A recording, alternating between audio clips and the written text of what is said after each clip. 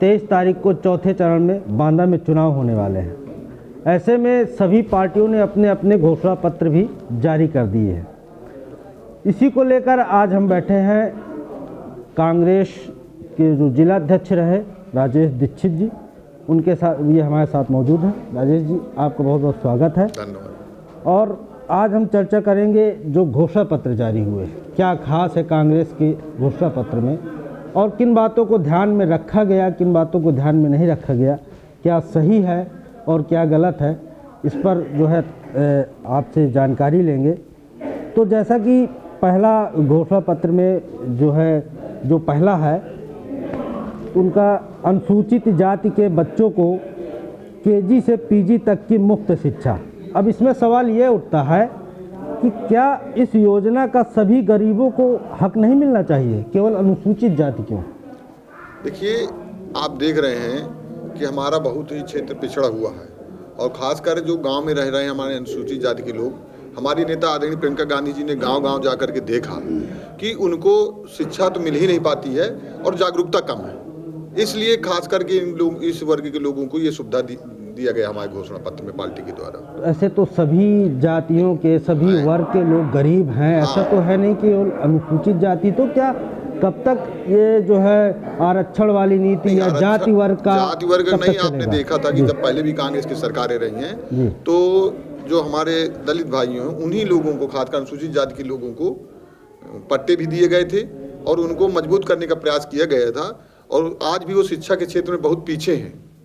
अन्य सामान्य वर्ग के लोग हैं, सब लोग शिक्षा पर काफ़ी ध्यान देते हैं, लेकिन अनुसूचित जाति के लोग शिक्षा पर ध्यान नहीं देते। इसलिए उनको इस तरह ये छूट दी गई है या सहयोग किया जा रहा है कि जिससे वो अपने बच्चों को पढ़ाएं और सब शिक्षित हों। नहीं, आप देखेंगे कि सामान्य वर्ग का भी है तो उसमें भी ऐसे बहुत से गरीब हैं जो वर्ग में भी पढ़ाने में अभी भी सक्षम नहीं है। सक्षम है लेकिन कुछ कम संख्या में, इसमें बहुतायत संख्या है। चलिए, अच्छा ठीक है, आपका तर्क मान लेते हैं।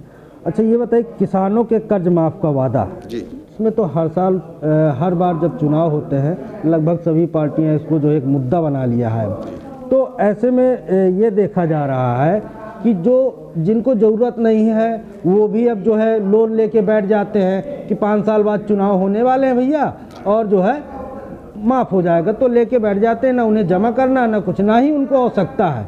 तो ये ऐसे में क्या विकास कार्य में बाधा नहीं पड़ेगी? सरकारी खजाने का नुकसान नहीं होता है? चुनावी एक मुद्दा बना लिया जाता है किसानों का कर्ज माफ़ करने में। ऐसे में ये क्या नीति के अनुसार ये जो है किसान, आपको लगता सही है? देखिए, किसान इस समय आप देख रहे हैं कभी अतिवृष्टि, ओलावृष्टि, तमाम तरह की दिक्कतें किसानों के साथ रहती हैं। उनकी फसलें चौपट हो जाती हैं, अन्ना प्रथा देख रहे हैं आप, गायें सब खा जाती हैं। तो हमारा किसान इस समय ऋण से दबा हुआ, कर्ज से दबा हुआ है। हमारी जब भी ये चुनाव के टाइम की नहीं है, हमारी सरकार जब थी केंद्र में तब भी हमने किसानों का कर्ज माफ़ किया था और तब लोगों को कुछ जो बहुत बुरी हालत में किसानों की, तो उनकी स्थिति में सुधार हुआ था।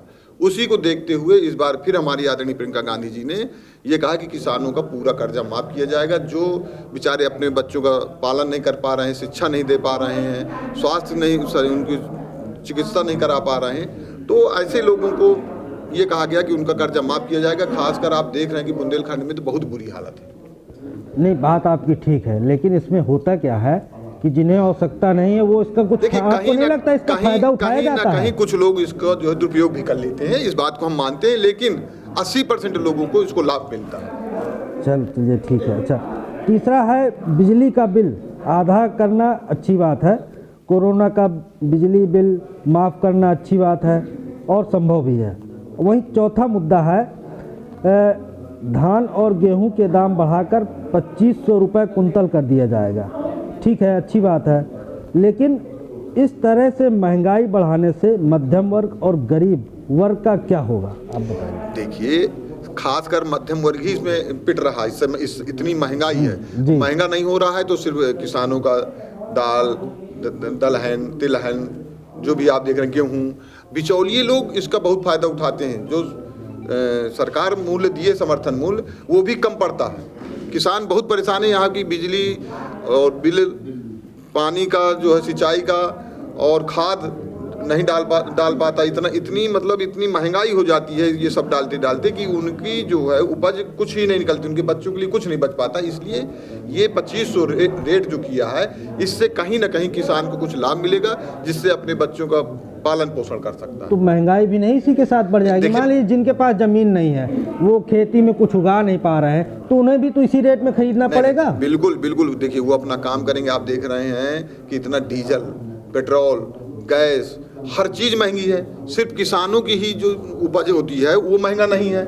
यदि किसानों को दिया जा रहा है मूल्य, ये समर्थन मूल्य इतना 2500 रुपये, तो कोई गलत नहीं है। ये हमारा देखिए देश जो है, खासकर उत्तर प्रदेश किसानी पर ही आधारित है। आपको नहीं लगता अगर किसानों के लिए उत्तम व्यवस्थाएं कर दी जाएं, तो ये रेट महंगाई करना, ये सब करने से जो गरीब वर्ग है, आप देखते हैं कि गांव में भी ऐसा बहुत सा गरीब वर्ग है जो मजदूरी करके पालन पोषण करता है, उनके पास 1 बीघे जमीन भी नहीं है। और जब इस तरह से रेट बढ़ते चले जाएंगे भाई, जब वहाँ किसानों का दाम जब वहाँ से होगा तो सरकार खरीदेगी, तो फ्री में तो देगी नहीं, या जो अड़तिये वाले हैं वो भी खरीदेंगे, तो इसी दाम में उन्हें खरीदना पड़ेगा। ठीक है 150 हम कहते हैं सस्ते में वो ले लेंगे, लेकिन महंगाई तो बढ़ी ही ना। नहीं, महंगाई इतनी बढ़ चुकी है कि किसानों का उसका लाभ नहीं मिल रहा है। किसानों के जो जिन्स हैं उनको सही रेट नहीं मिल रहा है। ये 2500 रुपया करके किसानों को मतलब कम से कम वो अपना पालन पोषण जो खर्चा आ रहा है, इस समय इतना महंगाई है कि वो अपना खर्च नहीं निकाल पाते हैं। अच्छा तो ठीक है, कम से कम इस रेट का होने से उनको 4 पैसा अपने बच्चों के पालन पोषण के लिए मिल सकता है। चलिए ठीक है। अच्छा ये बताइए, उत्तम खेती के लिए बुंदेलखंड की हम बात करें तो सबसे ज़्यादा किसान की समस्या है, ज़मीनें बर्बाद पड़ी हैं, आज भी उसमें जो है उपज नहीं हो पा रही, पानी की समस्या आज भी बनी हुई है, खाद की भी किल्लत रहती है। और ऐसे में यहाँ के लिए क्या आपको लगता है कैसे ये व्यवस्था हो पाएगी किसानों की?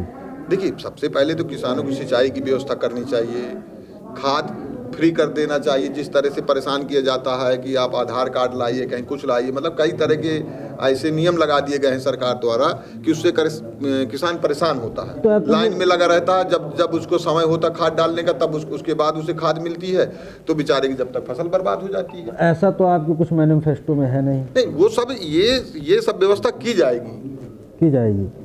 तो मैनिफेस्टो में आ जाता तो भी तो क्लियर हो जाता। नहीं, लेकिन किसानों की देखिए सबसे बड़ी समस्या है कि इस समय उसका आज भी आप देख रहे हैं कि धान मंडियों में लदा खड़ा हुआ, खरीदा नहीं जा रहा है। सबसे बड़ा उसको कम से कम मूल्य तो मिले, जो पैदा करता है, जितनी मेहनत करता है उसका मूल्य मिले।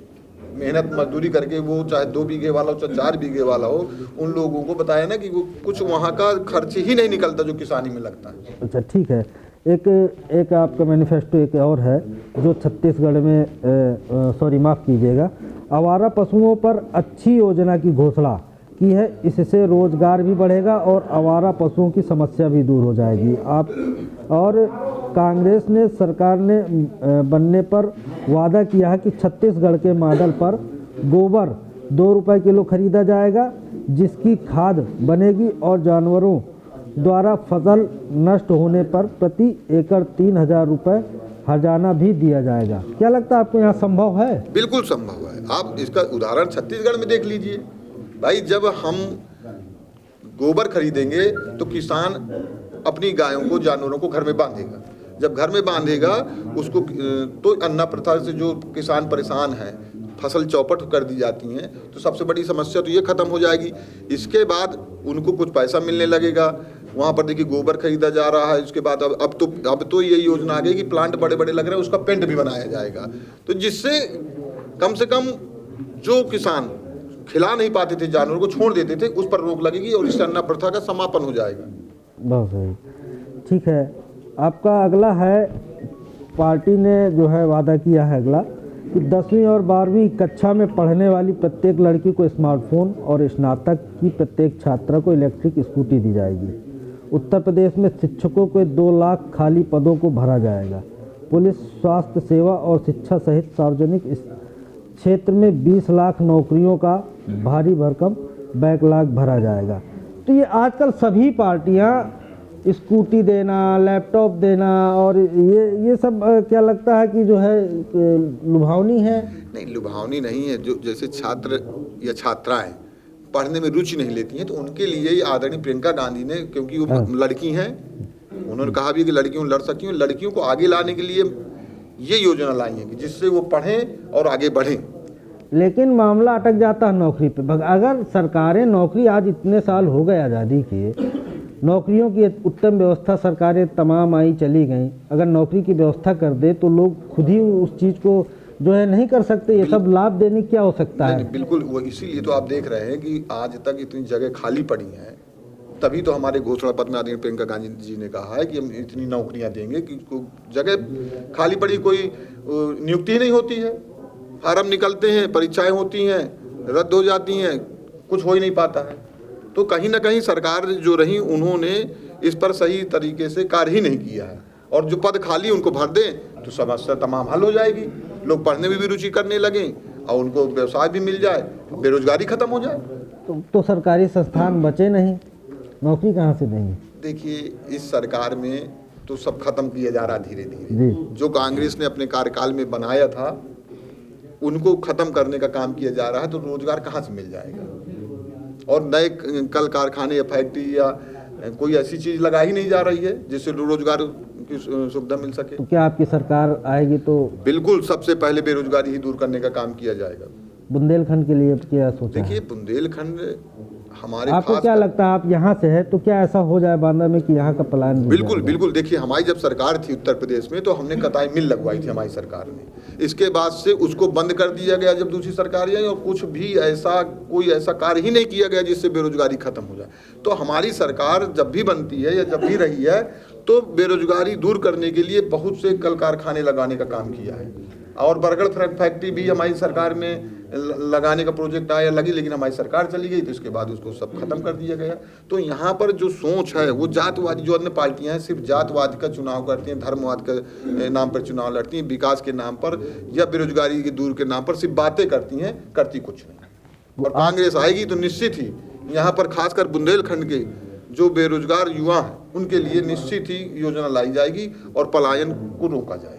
आपके घोषणा पत्र में पत्रकारों के लिए भी है, केवल पत्रकारों के लिए ये दिया गया है कि उनके मुकदमे वापस लिए जाएंगे। आपको नहीं लगता कि पत्रकारों के लिए और भी जो है कुछ ऐसी तैयारी की जाए कि जो है उन मुकदमे लगे ही नहीं, उनके एक अलग व्यवस्था की जाए? नहीं, बिल्कुल सही है, और अभी तो शुरुआत हुई है। कम से कम कांग्रेस ने सोचा, तो किसी ने तो पत्रकारों के बारे में कुछ सोचा ही नहीं है। नहीं, सपा भी कह रही है कि पत्रकारों के लिए ये तो कह रहे हैं, ये कहते भर रहते हैं, करते कुछ नहीं है, कहते रहते हैं। हाँ, कांग्रेस ने कहा है करेगी, और आगे आने वाले समय में अभी पत्रकारों को हर तरह की सुविधा मुहैया कराई जाएगी। अच्छा, अब हम विपक्ष के एक जो है भाजपा का एक आया था, पहले काफ़ी उठा था 15 लाख वाला, जिसको बाद में जुमला कह दिया गया, और भाजपा के मैनिफेस्टो में आए जो सबसे बड़ा मुद्दा है हर घर एक नौकरी। आपको क्या लगता है इस बारे में, आप क्या कहना चाहेंगे? आपने इसके पहले भी सरकार चुनाव देखे हैं, इनकी सरकार भी बनी, 15 लाख कहा, बाद में कह दिया कि जुमला था। तो क्या गारंटी है, ये कहे भर रहे हैं, करते कुछ नहीं है इनके। भाई अब कह देंगे जुमला था, क्या कर लेंगे आप? वोट ले लिया, सरकार बने, और डबल इंजन की सरकार, केंद्र में भी सरकार, प्रदेश में भी सरकार, इसके बावजूद भी इन्होंने कुछ नहीं किया। और बेरोजगारी तो इतनी फैली हुई है कि इन्होंने कहा था कि हम 2 लाख रोजगार प्रतिवर्ष देंगे, कुछ नहीं दिया। तो ये तो जुमलेबाज पार्टी है, ये जो कहती है वो करती नहीं है। सिर्फ कांग्रेस जैसी पार्टी है जो कहती है वो करती है, करके दिखाया है कि हमारे कई राज्यों में सरकार है। आपने किसानों का कर्ज माफ की सुना होगा कि छत्तीसगढ़ में सरकार बनने के 10 दिन के अंदर किसानों का कर्ज माफ कर दिया गया, यही मध्य प्रदेश में हुआ। और जो भी हमारी सरकार ने घोषणा की है उनको पूरा करने का काम करती है। भाजपा का कहना बहुत ही कॉरिडोर बना, उसमें रोजगार दिया, और कोरोना काल में क्या किया? कोरोना काल में किसी के साथ कुछ किया ही नहीं, लोग मर गए। और कांग्रेस ने सुविधाएं दी थी कि भाई लोगों को घर तक पहुंचा दीजिए, तो उनको हमारी बसें नहीं ली गई, ऊपर से मुकदमे लगा दिए गए। तो कांग्रेस के और भी जो है मैनिफेस्टो हैं और भी घोषणा पत्र में है, वो भी मैं आपको बता दूं। जो घोषणा पत्र में उन्होंने जो है अभी आउटसोर्सिंग के लिए भी किया गया है, जो आउटसोर्सिंग बंद कर दी जाएगी, सफाई कर्मियों को नियमित किया जाएगा। क्या लगता है, संभव है? सब संभव है। देखिए ये सरकार के काम करने के ऊपर का है, तरीके का है। इन लोगों ने कभी, हमने तो पूरा देश चलाया, खुद कहते हैं कि 60 साल 70 साल से इस देश में जहाँ सुई नहीं बनती थी आज मिसाइलें बन रही हैं, किसकी देन है? कांग्रेस ऐसा काम ना करती होती तो आज इतने देश उन्नति नहीं करता। और जो आज अच्छा, एक और है, पसमानदा मुसलमानों के कल्याण के लिए पसमानदा आयोग की स्थापना, इस पर आप क्या कहना चाहते हैं? देखिए पसमानदा काफ़ी पिछड़ा हुआ है, तो कहीं ना कहीं उनको भी अपने साथ जोड़ने के लिए, उनको ऊपर उठाने के लिए इस आयोग को बनाना चाहिए। अच्छी घोषणा है। कम से कम जो अति पिछड़े हैं, काफ़ी गरीब लोग हैं, तो उनको आयोग बन जाएगा तो उनको कुछ सुविधाएं मिलने लगेंगी। आपके पूरे जो मैनिफेस्टो घोषणा पत्र है, किसी में कहीं जो गरीबों के लिए कोई चर्चा नहीं की गई, जो गरीब हैं उनके लिए क्या किया जाएगा? अभी आपने देखा भी अनुसूचित जाति के बच्चों के लिए, तो वह तो एक अनुसूचित जाति हो गई, मैं तो सभी वर्ग की बात कर रहा हूँ। गरीबों के लिए देखिए ये कहा गया महिलाओं के लिए, सबको उत्तर प्रदेश में फ्री बस सेवा, तो उसमें तो गरीब भर थोड़ो, मतलब कोई जाति भर थोड़ो, उसमें तो सभी वर्ग के लोग हैं, उसमें तो सभी हैं, तो उसमें कर्ज माफ किया जाएगा तो सभी का माफ किया जाएगा। बस सेवा फ्री है महिलाओं के लिए तो सभी महिलाओं के लिए है। स्कूटी दी जाएगी तो ये नहीं देखा गया कि मतलब छोटा है कि बड़ा है, सभी के लिए, खासकर उसमें गरीब भी हैं, जो पढ़ेंगे बढ़ेंगे उनको सब सुविधाएं मिलेंगी। क्या लगता है इस बार सरकार बनेगी आप? बिल्कुल, देखिए हमारी नेता आदरणीय प्रियंका गांधी जी ने कभी भी धर्मवाद या जातिवाद की लड़ाई नहीं लड़ी। हमने सदैव विकास की बात की है, विकास के लिए ही चुनाव लड़ रहे हैं। हमारी जनता बहुत समझदार है, इस प्रदेश की उन्नति चाहिए है तो निश्चित ही कांग्रेस को वोट करेंगे और हम सरकार बनाएंगे, और जो भी घोषणाएं की हैं उसकी आदरणीय प्रियंका गांधी जी पूरी करेंगे। तो ये कांग्रेस की घोषणा पत्र था, सारी जो है जितने घोषणाएं की हैं, अब ये तो समय बताएगा कि इन घोषणाओं को पूरा किया जाएगा या अधूरे रह जाएंगे, और सरकार किसकी बनती है यह तो 10 मार्च के बाद ही पता चलेगा।